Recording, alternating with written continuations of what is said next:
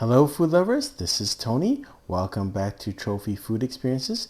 Today I'm doing a re-review of a restaurant that I went to I think about a year ago.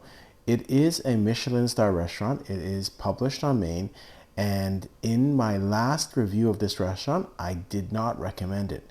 And the reason why was not because it was not a good restaurant. It's just rated the #1 restaurant in Canada, and I thought that if you went to that restaurant and thought that was the #1 restaurant in Canada, you would probably be disappointed.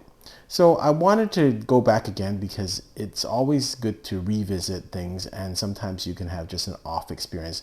I remember with that experience, I didn't think the waitress was that friendly, but that could have just been a one-off. So I thought I wanted to give it another try. Again, I came back. It was different, actually. I think they must have renovated the front, but similar in terms of the attitude. Again, there's got a bit of a the receptionist. We were about 10 minutes early, and then they still hadn't had the table ready, so we had to wait to be on time. So it's kind of still this uppity attitude that they have, which I could be just, again, my sensitivity, but I don't get this vibe from a lot of the other Michelin star restaurants in Vancouver. So it was a weird vibe again. The ambiance is quite nice, actually, and I like the vibe, but it is a very, very casual vibe. It's like a bar type vibe to me. Their service is not that they're unfriendly. They're definitely not over the top service, almost relaxed to a point where this is way too relaxed. So we went through a lot of their dishes. One thing I do like is they have it all on a code. You have the menu on your phone, and they have pictures and everything. So that's really convenient, I think. So the first thing we had was the side striped prawns. It's $20. Cooked and chilled side striped prawns with cucumber, apple, and horseradish. This is one of their signature dishes. Beautiful dish. As I remember last time, a really, really great dish. So beautiful aesthetically, and it's very pleasing in terms of the taste, and not expensive, I think. They had a lot of specials, and I think we took them all, and they were all very good, I think, and well priced. So this was their caviar and tots for $70, which at a one-star Michelin restaurant is very good price. This reminds me a lot of what they did at Burdock and Company. They have something very similar, which is also a one-star Michelin, but in fact, I actually prefer that a little bit better than this. But it's a good dish, and I don't think it's expensive for what it is, because caviar by itself is expensive. But it's a good dish, but I don't think it's as good as Burdock and Company's similar dish. I believe this is the scallop dish. So this would be cured scallop with a fermented pepper sauce and citrus elements to it. Again, nice dish. I like the citrus elements to pair with the scallops. The only thing is the plating design is fairly similar to the prawn dish that we just ate. This next dish was one of their specials. Is a carpaccio, $22, and beautiful design. Look at the plating of this, is magnificent. The taste was good. I thought it was good. It wasn't out of this world, but it was good. So, but the plating was excellent. This is their winter squash dish. Roasted squash with pepita, miso glaze, fermented clarets, and koji butter sauce at $24. Again, good dish. Nothing wrong with the dish. Not the standout. So, and everything here is a good dish. Don't get me wrong.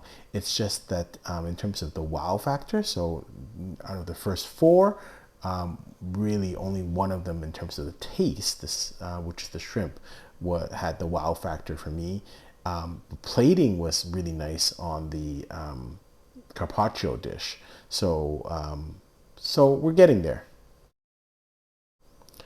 I believe this is the sable fish dish, which is also a special for $47. Again, from what I recall, everyone thought at the table it was a good dish. It wasn't mind-blowing, and so again, good dish. It's decent food, decent price, nothing wrong with it. Next dish, duck confit with steel-cut oats, hedgehog mushrooms, and sunchoke for $33. Not expensive. Nice plating. Good dish.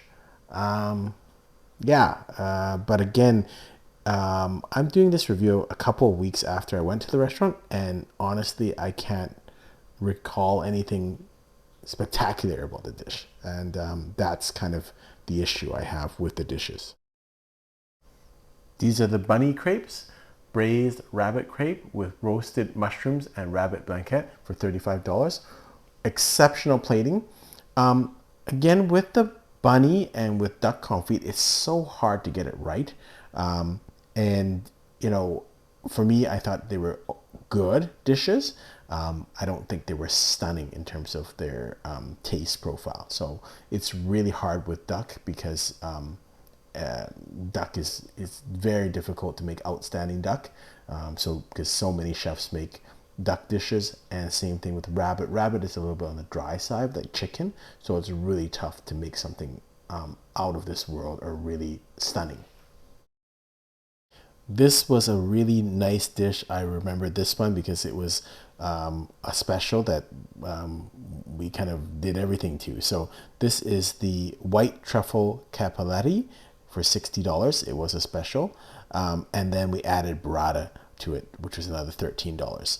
But with that combination, it was really nice. Very creamy, obviously, very filling. But I thought it was a great dish. This is the lamb done two ways. So you have braised lamb shank, and then you have roasted lamb loin with a winter tabbouleh salad for $56. I still think this was a good dish, despite it being kind of a little bit pricey. The loin, thought was wonderful. The braised lamb shank, I didn't enjoy as much, on the drier side, but that's just, again, personal preference. I don't think it was, you know, overcooked or anything like that. It just, it didn't really, it wasn't soft as I expected. This was another special, good dish. It was the koji pork, 13 ounces for $70. Again, not expensive. So enjoy the dish, but again, it doesn't stick in your mind.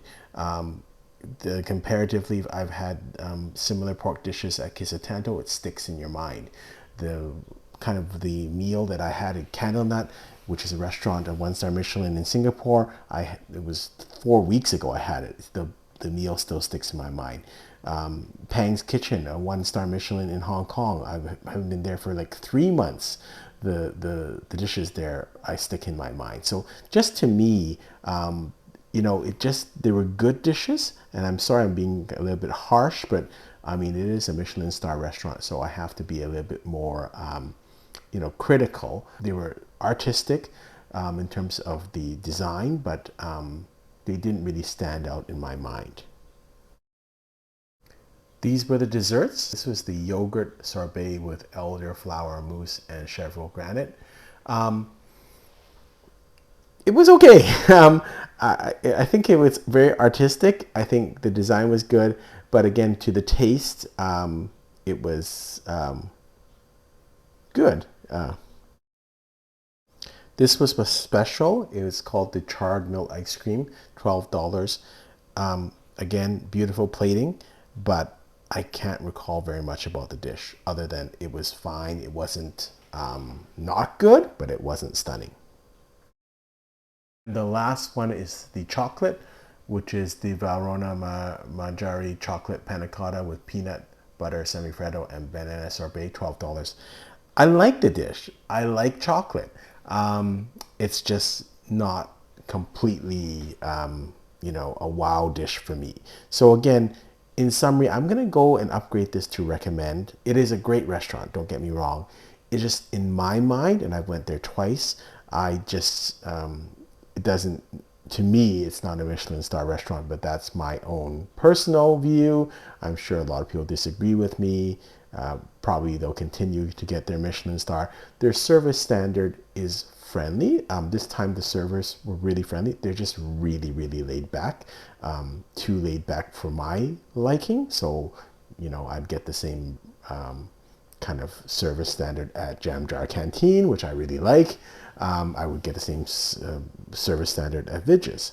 So that's kind of for me, kind of the knock on it, that I don't think it's really, really spectacular. They ended the night with some toffee and some jellies. That was a nice touch. So all in all, again, good meal. I wouldn't say it's expensive for a Michelin star restaurant, so I thought it was kind of well priced for a Michelin star restaurant. Service was friendly. It's just a little casual for my liking. Food is good. It's just not spectacular. So if you look at how many dishes we ate, probably over 10. And out of that, I would say to me, there were 3 or 4 wow dishes. And that is not usual when I would go to Michelin star restaurants. As an example, we go back to Candlenut, and please go to my review of that restaurant. Every dish to me was stunning. Kisatanta, when I go there, almost half the dishes are just blow my mind every time, and I go very often. So it's that's kind of what I expect with a 1-star Michelin or 2-star Michelin star rating, that the dishes will be just something I haven't seen before, haven't tasted before, or haven't experienced. It's a really high standard. So again, I'm going to recommend this restaurant, but in my personal opinion, I still don't think it's a Michelin star restaurant. Hope you've enjoyed this review. Until next time, happy eating.